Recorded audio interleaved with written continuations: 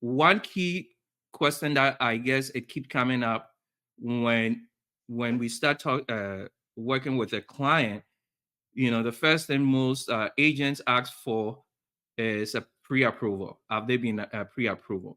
Can you touch on one, the importance of pre-approval and how your team usually, approve any applicant when they want to buy a home either for a primary residence or for investment? Thanks. Thank you, Patrick, for having me. I really appreciate the opportunity, and our team appreciates working with you. You do a great job. So, to talk about the pre-approval, we're going to go back and really talk about three different things. We're going to talk about a pre-qualification, a pre-approval, and of course, a fully underwritten approval.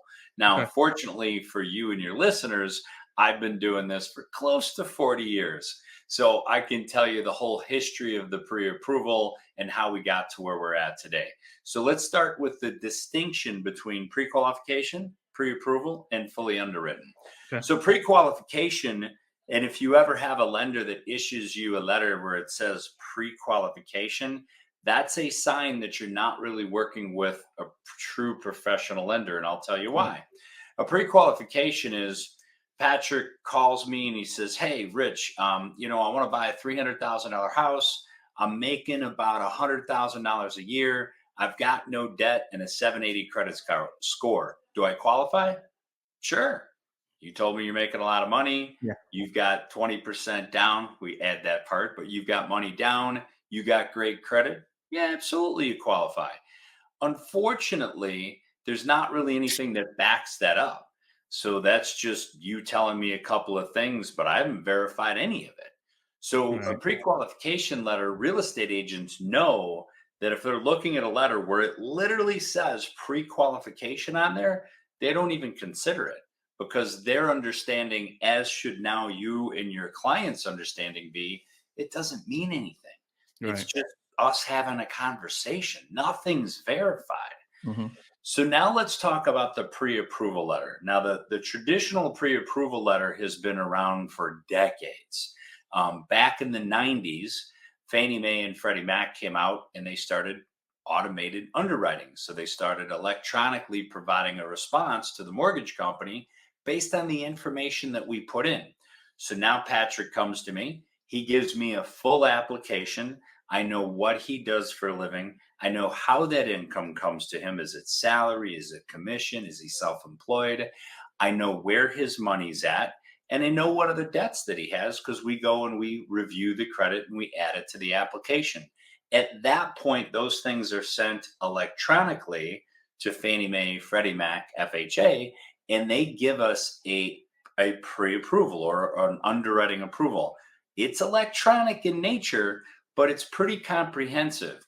Now that letter, as I presented to Patrick and or Patrick's clients, Hmm. that's the letter that's been the gold standard for, like I said, since the 90s. However, there's a better way. And about 6 years ago, the company that I work for, Cross Country, we came out and said, "Hey, we can do something better than this. We can actually fully underwrite these pre-approval letters." So what does that mean? When you apply for a mortgage and you get a property under contract, you are essentially then providing tax returns, paycheck stubs, W 2s, bank statements. You provide all that information. Well, our processor gets it. They put it together in a file. They review everything. They verify employment. They verify deposit. They send that on to an underwriter, a human being, who looks at all of that stuff and clears the conditions. Now, that would normally take you being under contract to buy a property. We said we're going to do it first. We're going to actually do the full underwriting first. And now we come back to Patrick and we say, "Look, this approval letter you're looking at today is subject to title and appraisal, and we can close in 10 days or less." So that's a very, very strong approval and really what you're looking for. So as the viewers of this podcast look at things and they say, "How would I measure my lender to make sure that they're being thorough?" One of the things that you'd want to know is, Did the lender pull a credit report? Did the lender run the loan through automated underwriting? Has the lender seen my paycheck stubs, my W 2s, my tax returns, and my bank statements? If your lender hasn't done those things, it's not really a thorough approval. I know that's a long winded answer, Patrick, but it's very thorough. And it's really what your clients need to know as they step into the home buying process.